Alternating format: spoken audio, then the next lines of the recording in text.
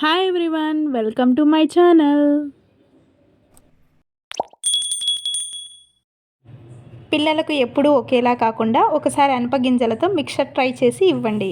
మీ పిల్లలు మారం చేయకుండా తినేస్తారు. పిల్లలే కాదు, పెద్దలు కూడా ఇష్టపడే పోషక విలువలున్న రుచికరమైన కరకరలాడే హెల్తీ అనపగింజల మిక్చర్ ఎలా తయారు చేయాలో చూసేద్దాం. ముందుగా 1/2 కేజీ అనపగింజలను తీసుకొని నీళ్ళలో 3 గంటల పాటు నాననివ్వాలి. 3 గంటల తర్వాత అనపగింజలను ఒత్తుకోవాలి. బొటనవేలు చూపుడు వేళ్ళ మధ్య ఒక గింజను పెట్టి ఒత్తితే పొట్టు ఒకవైపు, గింజ ఒకవైపు వస్తాయి. ఇది చాలా ఈజీ ప్రాసెస్. ఈ విధంగా అన్ని గింజలను ఒత్తుకోవాలి.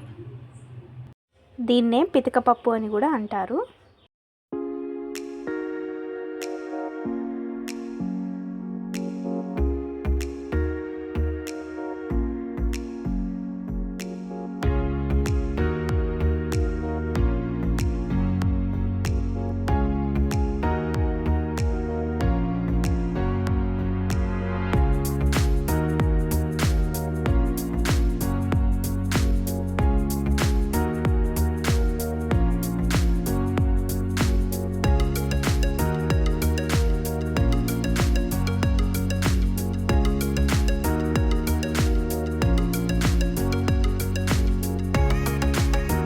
గింజలన్నీ ఒత్తాక మనకు ఈ విధంగా వస్తాయి.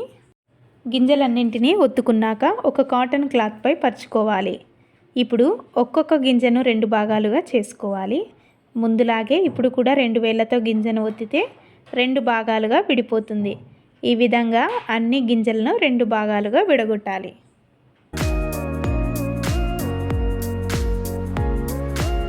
గింజలన్నింటినీ 2 భాగాలుగా చేశాక గింజలన్నింటిపై వస్త్రాన్ని కప్పి ఒకసారి ఒత్తుకోవాలి.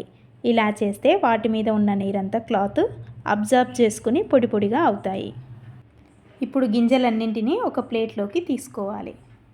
ఇప్పుడు గింజలన్నీ కొలవగా అవి 1 కప్పు వచ్చాయి. మనం ఏదైతే కొలతకు తీసుకున్నామో ఆ కొలత గిన్నెతోనే 1/2 కప్పు వేరుశనగపప్పు, 1/2 కప్పు పప్పులు, 1/2 కప్పు జీడిపప్పును కూడా తీసుకోవాలి. స్టవ్ వెలిగించి ఫ్రై ప్యాన్ పెట్టుకొని అందులో డీప్ ఫ్రైకి సరిపడా ఆయిల్ వేసి హీట్ చేసుకోవాలి. ఆయిల్ హీట్ అయ్యాక అందులో అనపగింజలను మీడియం ఫ్లేమ్లో ఫ్రై చేసుకోవాలి. మధ్య మధ్యలో కలుపుతూ ఉండాలి. హై ఫ్లేమ్లో ఫ్రై చేస్తే గింజ పైన మాత్రమే ఫ్రై అయ్యి లోపల పచ్చిగానే ఉంటాయి. అందుకే మీడియం ఫ్లేమ్లోనే వేయించుకోవాలి. ఇవి బాగా ఫ్రై అయిపోయాయి. ప్లేట్లోకి తీసుకుందాం. ఇప్పుడు మిగిలిన అనపగింజలను కూడా వేయించుకోవాలి. ఇవి కూడా బాగా ఫ్రై అయిపోయాయి. ప్లేట్లోకి తీసేసుకుందాం. తరువాత వేరుశనగ పప్పును కూడా దోరగా వేయించి ప్లేట్లోకి తీసుకోవాలి. ఇప్పుడు పప్పులను కూడా వేసి గోల్డెన్ కలర్ వచ్చేంత వరకు వేయించుకోవాలి. ఈ విధంగానే జీడిపప్పును కూడా గోల్డెన్ కలర్ వచ్చేంత వరకు వేయించి ప్లేట్లోకి తీసుకోవాలి.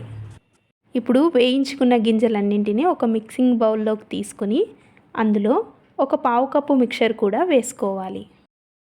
అందులో 1 టీ స్పూన్ కారం, 1 టీ స్పూన్ ఉప్పు వేసి బాగా కలుపుకొని టాస్ చేసుకోవాలి. ఇప్పుడు ఒక సర్వింగ్ బౌల్లోకి వీటిని సర్వ్ చేసుకుంటే రుచికరమైన పోషకాలున్న హెల్తీ అనపగింజల మిక్చర్ రెడీ. మీకు ఈ రెసిపీ నచ్చినట్లయితే ట్రై చేసి ఎలా వచ్చిందో కామెంట్ సెక్షన్లో నాకు షేర్ చేయండి.